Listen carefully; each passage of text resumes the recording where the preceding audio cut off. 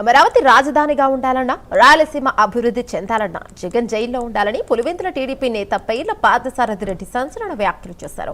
YS కుటుంబం రాజకీయ జీవితం ప్రారంభించిందే దాడులు, దౌర్జన్యాలతోనని విమర్శించారు. రాజారెడ్డి నుంచి జగన్ వరకు కిరాయి హత్యలు, నమ్మక ద్రోహం సంక్రమించాయన్నారు. జగన్ అక్రమాలు, అరాచకాలు ఆంధ్రప్రదేశ్లో గడప గడపకు వెళ్లి వివరిస్తామని పార్థసారథి రెడ్డి తెలిపారు.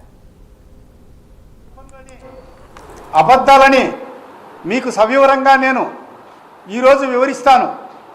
పులివెందుల నియోజకవర్గంలో వారి రాజకీయ సామ్రాజ్యం మొదలైందే హత్యలతో, గృహ దహనాలతో.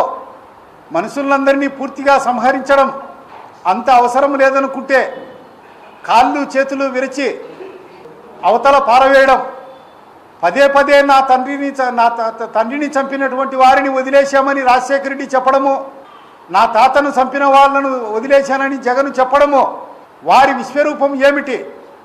వారు పులివెందుల నియోజకవర్గంలోనే కాకుండా కడప జిల్లాలో యావత్ ఉమ్మడి ఆంధ్రప్రదేశ్లో, విభజిత ఆంధ్రప్రదేశ్లో వారు చేసినటువంటి క్రూర కృత్యాలు ఏమిటి?